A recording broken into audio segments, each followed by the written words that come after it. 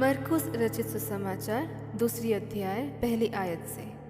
कई दिन के बाद वह फिर कफरनहूम में आया और सुना गया कि वे घर में है। फिर इतने लोग इकट्ठे हुए कि द्वार के पास भी जगह नहीं थी और वह उन्हें वचन सुना रहा था। और लोग एक लकवे के रोगी को 4 मनुष्यों से उठवाकर उसके पास ले आए, परंतु जब वे भीड़ के कारण उसके निकट ना पहुंच सके तो उन्होंने उस छत को जिसके नीचे वे थे खोल दिया। और जब वे उसे उधेड़ चुके तो उस घाट को जिस पर लकवे का रोगी पड़ा था लटका दिया। यीशु ने उनका विश्वास देखकर उस लकवे के रोगी से कहा, हे पुत्र, तेरे पाप क्षमा हुए। तब कई शास्त्री जो वहाँ बैठे थे अपने अपने मन में विचार करने लगे, यह मनुष्य क्यों ऐसा कहता है? यह तो परमेश्वर की निंदा करता है। परमेश्वर को छोड़ और कौन पाप क्षमा कर सकता है?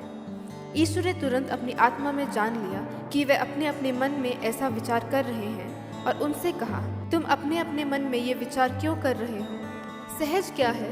क्या लकवे के रोगी से ये कहना कि तेरे पाप क्षमा हुए, या ये कहना कि उठ अपने खाट उठाकर चल फिर? परंतु जिससे तुम जान लो कि मनुष्य के पुत्र को पृथ्वी पर पाप क्षमा करने का भी अधिकार है। उसने उस लकवे के रोगी से कहा, मैं तुझसे कहता हूँ, उठ अपने खाट उठाकर अपने घर चला जा।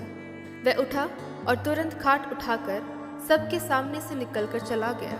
इस पर सब चकित हुए और परमेश्वर की बड़ाई करके कहने लगे, हमने ऐसा कभी नहीं देखा। वह फिर निकलकर झील के किनारे गया और सारी भीड़ उसके पास आई और वह उन्हें उपदेश देने लगा।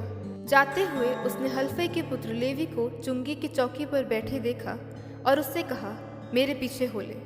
और वह उठकर उसके पीछे हो लिया। जब वह उसके घर में भोजन करने बैठा तब बहुत से चुंगी लेने वाले और पापी यीशु और उसके चेलों के साथ भोजन करने बैठे, क्योंकि वे बहुत से थे और उसके पीछे हो लिए थे। शास्त्रियों और फरीसियों ने यह देखकर कि वह तो पापियों और चुंगी लेने वालों के साथ भोजन कर रहा है, उसके चेलों से कहा, वह तो चुंगी लेने वालों और पापियों के साथ खाता पीता है। यीशु ने यह सुनकर उनसे कहा, भले चंगों को वैद्य की आवश्यकता नहीं, परंतु बीमारों को है। मैं धर्मियों को नहीं परंतु पापियों को बुलाने आया। यूहन्ना के चेले और फरीसी उपवास करते थे, अतः उन्होंने आकर उससे ये कहा, यूहन्ना के चेले और फरीसियों के चेले क्यों उपवास रखते हैं, परंतु तेरे चेले उपवास नहीं रखते? यीशु ने उनसे कहा, जब तक दूल्हा बारातियों के साथ रहता है क्या वे उपवास कर सकते हैं? अतः जब तक दूल्हा उनके साथ है तब तक वे उपवास नहीं कर सकते। परंतु वह दिन आएंगे जब दूल्हा उनसे अलग किया जाएगा, उस समय वे उपवास करेंगे।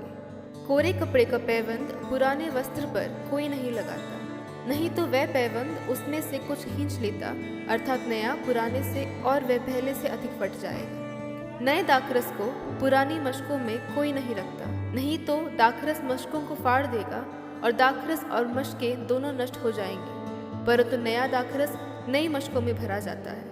ऐसा हुआ कि वे सबत के दिन खेतों में से होकर जा रहे थे और उसके चेले चलते हुए बालें तोड़ने लगे।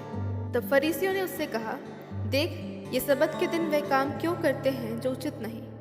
उसने उनसे कहा, क्या तुमने ये कभी नहीं पढ़ा कि जब दाऊद को आवश्यकता हुई और जब वह और उसके साथी भूखे हुए तब उसने क्या किया था?